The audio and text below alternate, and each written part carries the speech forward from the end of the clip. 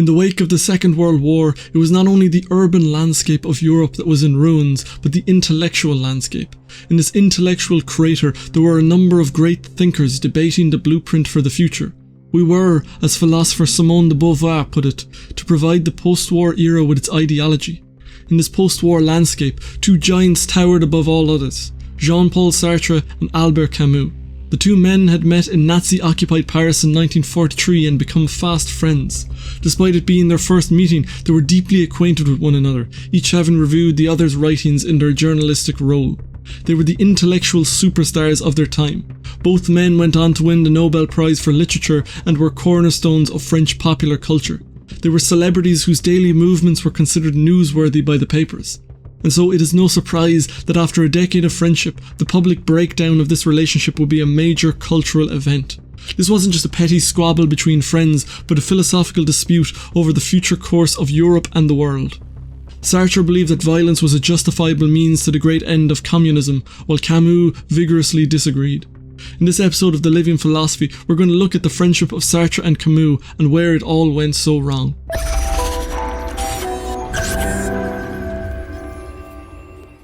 Jean Paul Sartre first met Albert Camus in June 1943 at the opening of Sartre's play The Flies. When he was standing in the lobby, according to Simone de Beauvoir, a dark-skinned young man came up and introduced himself. It was Albert Camus. Camus' literary star was burning bright at this time. A year earlier, his legendary novel L'Étranger, known in English as The Outsider or The Stranger, was published, and just 6 months earlier he had published its philosophical counterpart, The Myth of Sisyphus.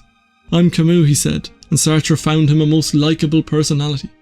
The two men hit it off so well that it made de Beauvoir, Sartre's lover and renowned feminist philosopher, jealous. De Beauvoir noted that she and Camus were like two dogs surrounding a bone, the bone in this case being Sartre. True to French stereotypes, the men talked more about women than about philosophy.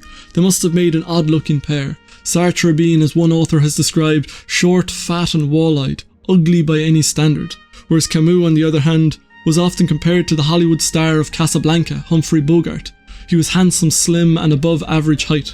Just as their appearances were at odds with each other, so too were their backgrounds. Sartre came from an upper middle class family and was educated in France's elite university, the Sorbonne, while Camus was a pied noir, a derogatory term given to French colonists in Algeria. He was a third generation colonist on his father's side and from a poor working class background. His father died in the First World War just a year after Camus' birth, and he was raised in a house with his deaf mother, his domineering grandmother, as well as his brother Lucien and his barrel-making uncle Etienne. The two thinkers were cut from very different parts of France's cultural tapestry. Sartre adored Camus' cheeky side and his appetite for joy, as well as the contrast between his refined books and his ribald jokes. Camus, for his part, seemed flattered by the invitation to join the Sartre family, but remained on the edge of their social circle, always the outsider. The two became close friends. When interviewed in 1944, Camus said that he had 3 friends in the literary world, one of which was, of course, Jean Paul Sartre. That same year, Sartre asked Camus to direct and star in his new play No Exit, and the following year, Camus offered Sartre the opportunity to travel to America to write a series of articles for his newspaper Combat. When Sartre was there, he wrote about his friend in Vogue magazine. In Camus' sombre, pure works, one can already detect the main traits of the French literature of the future.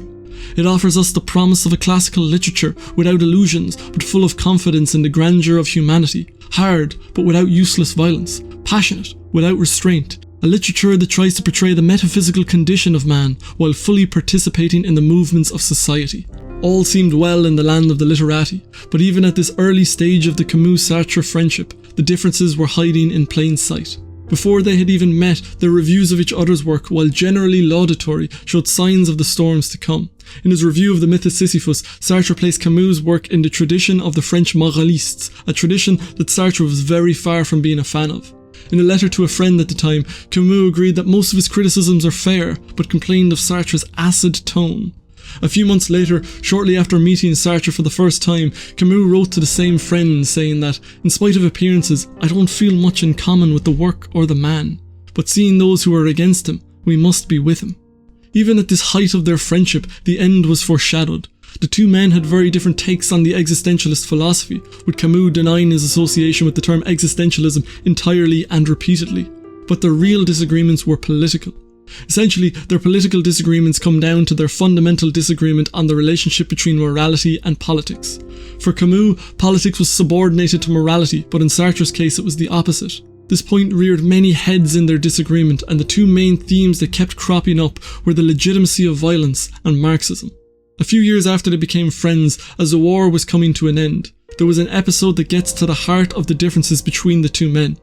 At the time, there was a petition requesting clemency for a Nazi collaborator called Robert Brasillach. Camus signed the petition, Sartre did not. Camus was by this time strongly opposed to capital punishment, seeing the absurdity of punishing crime with crime. Sartre and de Beauvoir, however, while they were of the view that vengeance is useless, still felt that there were certain men who could have no place in the world we were trying to build. This is the recurrent refrain of their relationship, Camus looking at the humanity of the situation, and Sartre looking towards the glorious end, the paradise to be.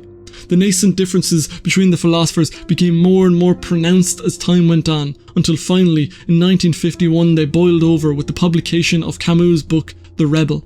In this book, Camus' long cooling attitude towards communism became an unequivocal disdain. At the heart of the criticism was Camus' distinction between the rebel and the revolutionary. Camus, who had anarchist leanings, saw that revolution always implies the establishment of a new government, and in The Rebel he shows how revolution inevitably leads to authoritarian dictatorship and a reinforcement of the power of the state. Camus argued that the terror of Robespierre that followed the French Revolution and the gulags that followed the Soviet Revolution were not accidents of history, but an inherent pattern of ideological revolutions. For Sartre, such violence was a necessary part of putting the world to rights, but Camus disagreed. In his eyes, the systematic violence ideology committed in the name of revolution was completely unjustifiable. Rather than helping humanity, Camus believed that the revolutionary ideologies such as Marxism and fascism had added enormously to the suffering of humanity. With the 20th century in the rear-view mirror, it is hard to disagree. In contrast to this, the rebel doesn't conform to the orthodoxy or some revolutionary ideology, but says no to injustice. Rebellion is a spontaneous protestation against injustice rather than a planned agenda like those of the revolutionaries. He sees the rebel more in the politics of reform such as modern trade union socialism rather than the totalitarian politics of revolutionary ideologies. This book went down like a lead balloon. It hit just about every sore nerve between Camus and Sartre, and it sparked a very public disintegration of their relationship. Sartre, who at this point was one of Stalin's many Western apologists, attacked the book in his publication Les Temps Modernes. Sartre was a believer in the ends justifying the means, and with his Marxist strain, he believed that in light of the oppression of the lower classes and the noble end of communism, violence was not only a necessary evil, but terror becomes revolutionary justice, and consequently, the humanization of terror becomes possible in principle. With The Rebel, Camus was making his opposition to this very public. For Camus, the gulags were not a necessary evil, and they were very far from being just. Camus looked at the individual humanity, where Sartre looked at the cause. This is why he mocked Camus as one of the moralistes. After a scathing review of The Rebel in Les Temps Modernes, Camus and Sartre wrote public letters back and forth, which marked the end of their friendship. On Sartre's side, Camus was attacked as a belle âme, a beautiful soul who prefers to remain pure, uncontaminated by contact with reality. He was said to have misread Hegel, Marx and Sartre, and he was criticised for his readiness to attack the idea of revolution without offering a suitable alternative. As far as Sartre saw it, in a world weighed down with social injustice, the choice facing the intellectual is either to deny history in the name of metaphysics, another jibe at Camus as a moralist, or to side with the oppressed, which could only be done effectively by supporting the Communist Party. Camus responded that Sartre's side had willfully misread The Rebel, and in attacking superficialities about history and metaphysics, had ignored the central argument of the book about the implications of authoritarian socialism. Les Temps Modernes responses also completely ignored Camus' lengthy discussions about revolutionary violence and the question of legitimate political violence. These are the themes that represent a chasm between Sartre and Camus. Sartre sees Camus as a moralist because he values human life over the ideological cause, and because he lets scruples about the value of individual human life get in the way of the bigger picture of oppression and injustice.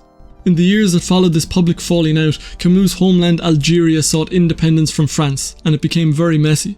The pro-independence organisation, the FLN, were dubbed terrorists by the French government, who sent a strong military presence to Algeria to maintain her interests, and a bloody crisis ensued.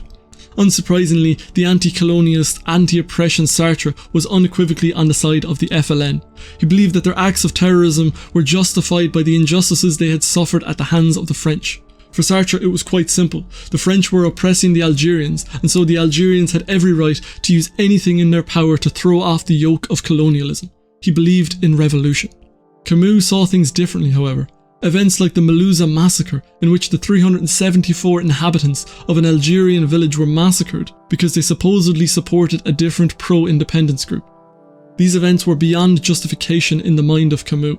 The acuteness of the situation was all the stronger for Camus since Algeria was his homeland. He could not see it in the ideological warped black and white of Sartre's circle or the conservative French government. After winning the Nobel Prize in 1957, he was confronted by an Algerian student who was pro-FLN and was disgusted by Camus' ambivalence, seeing it as a defence of the French status quo of brutality and oppression. Camus responded that people are now planting bombs in the tramways of Algiers. My mother might be on one of those tramways. If that is justice, then I prefer my mother. This statement was twisted by many to imply that Camus was defending the French Algerians, his people, the Pieds Noirs. But what Camus was really speaking out against was the idea that the targeting of civilians could ever be anything but morally repugnant. These attacks were killing innocent civilians, not strangers, not pawns on a board, but real people, our mothers, our brothers, our friends. Of course, such compassionate nuance was unfashionable in a political climate that was polarised between exterminating the FLN terrorists and killing the colonial oppressors. And so, once Camus' attempt at a civilian truce failed, he felt his only choice was silence. Though he was publicly silent, Camus didn't refrain from taking any action. Throughout this period, he was actively involved in petitioning on behalf of Algerian militants condemned to death. According to Jean Daniel and Germain Tillion, Camus intervened in more than 150 such cases. But in doing so, he did his best to avoid any recognition and refrained from any public demonstrations of partiality because he didn't want his actions to be exploited politically. There's a saying that the left looks for traitors while the right looks for recruits. Though Camus was a staunch liberal and socialist, the dose of nuance and ethical scruples in his thinking meant he did not always march in step with the groupthink of his compatriots. Ultimately, this intellectual independence caught up with him. In the wake of the rebel and his posture on Algeria, Camus was effectively exiled from the left and his voice on the plight of his home country treated with a cold silence. He was seen as supporting the oppression of the people of Algeria by the ideologues. The Algerian man who grew up in working class poverty in Algeria found that his voice in his homeland was considered illegitimate by the intellectual elite of Paris. For these Sorbonne-educated upper and middle class intellectuals, Algeria was a pawn in a battleground against oppression, and so revolutionary violence was justified.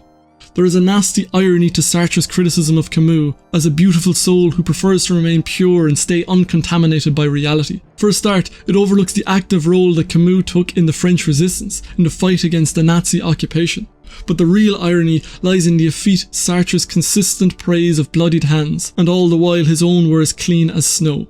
This is the Sartre that played almost no role in French liberation because he didn't want to risk his life for what he saw as disgusting France, corrupt, inefficient, racist, anti-Semite, run by the rich for the rich. No one wanted to die for that. This is the Sartre who was only too happy in his Parisian ivory tower to praise the terrorist actions of the FLN in their fight against oppression. If that fight brought with it the massacre of innocent civilians, well, the means justified the glorious ending of colonial oppression.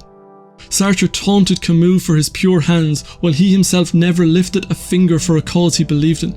He merely incited violence in others, pouring gasoline on the flames from the comfort of his Parisian cafes with all the trappings of his privilege. Camus, who as a native of Algeria was personally acquainted with some of the victims of FLN's terrorism, could not have seen things more differently, and he was not afraid to get his philosophically clean hands dirty by acting in the real world. Camus searched for a middle way to bring peace to his homeland. He went to Algeria and brought together opposing parties in an attempt to bring about a civilian truce. Ultimately, this effort failed, but there's something noble and admirable in his failure that is completely missing in the case of Sartre. Sartre was an ideologue that saw the demons of his ideology everywhere, and this blinded him to humanity and allowed him to preach of the beautiful end. He was all talk. He didn't live his philosophy, but pontificated from his cool intellectual distance, from the safety of his Parisian ivory tower, bolstered by his circle of sycophants. The Rebels publication marked the end of Sartre and Camus' friendship. When Camus died in 1960 in a car crash at the age of 44, Sartre wrote an often quoted eulogy for his old friend, which on the surface of it sounds quite nice, but brings up the same subtle jabs as ever. Sartre says he admired Camus' stubborn humanism, strict and pure, austere and sensual, which delivered uncertain combat against the massive and deformed events of the day. He also observes that by the unexpectedness of his refusals, he reaffirmed at the heart of our era against the Machiavellians, against the golden calf of realism, the existence of the moral act. As profound and generous as these words seem, they are laced with Sartre's own disdain for moralism, and in a later letter to a friend, he felt he was too generous. There was a little falsehood in the obituary I wrote about Camus. He wasn't a boy who was made for all that he tried to do.